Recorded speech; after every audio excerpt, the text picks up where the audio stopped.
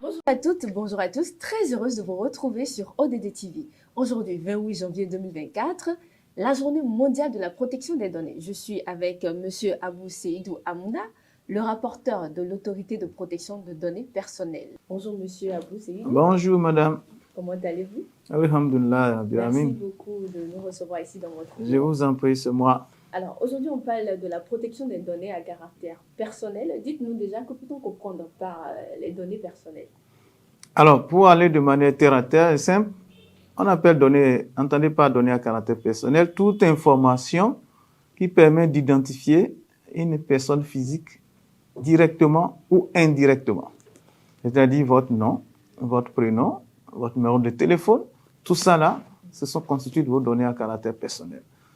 À travers votre numéro d'immatriculation, si vous avez un véhicule, on peut aussi vous identifier indirectement. Donc voilà un peu ce qu'il faut entendre par données à caractère personnel. Donc ces données, c'est des données qui sont rattachées à la personne. Des données qui permettent donc de rattacher à la personne et qui permettent de l'identifier de manière directe ou indirecte. D'accord. Alors pourquoi doit-on protéger ces données? Alors on doit protéger ces données parce qu'une utilisation malsaine de ces données-là peut porter atteinte à la vie privée de la personne. Donc, du coup, on doit pouvoir protéger ces données à caractère personnel. Là, vous êtes, si vous publiez une image de vous que quelqu'un utilise de manière malveillante, ça peut porter atteinte à votre vie privée et donc à votre personnalité. Donc, du coup, il faut forcément protéger ces données à caractère personnel. Et justement, comment faire cette protection? Comment protéger ces données? D'abord, la première précaution pour protéger ces données à caractère personnel, c'est de minimiser la collecte, le renseignement sur les réseaux sociaux de ces données à caractère personnel. Il faut minimiser ça.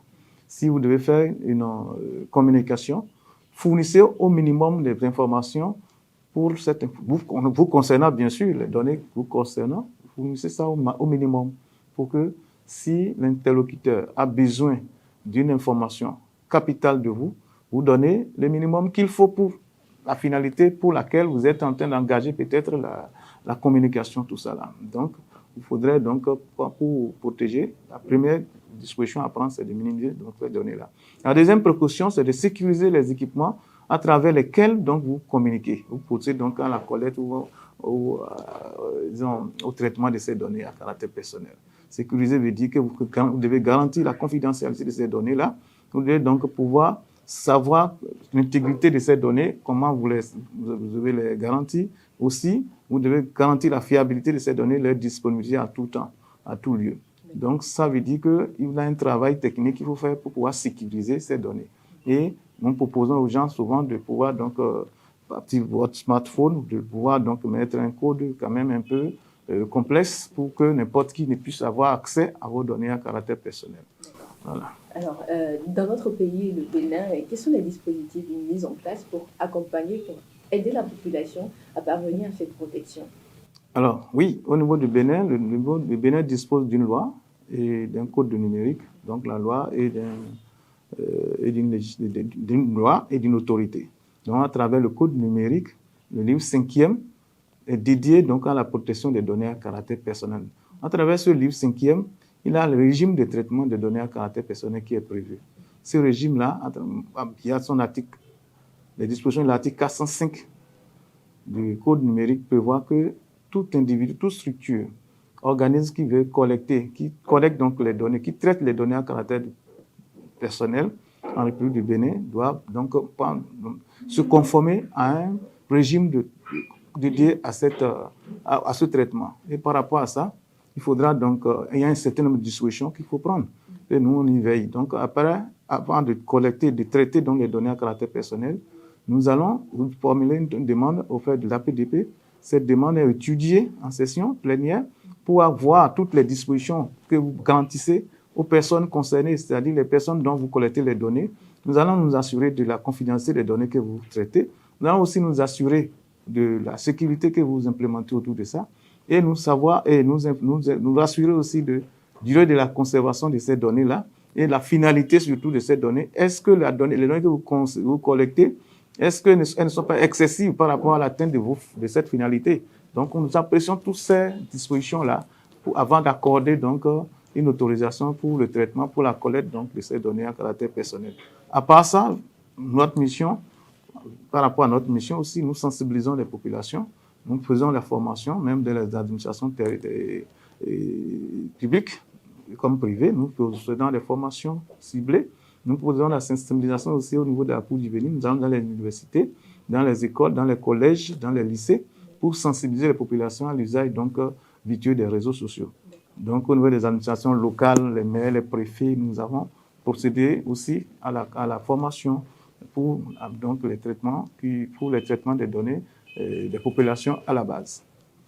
Alors aujourd'hui, monsieur le rapporteur, oui. Nous les jeunes, on a tendance à tout vouloir mettre en ligne, que nous soyons en train de boire quelque part, en train de danser quelque part.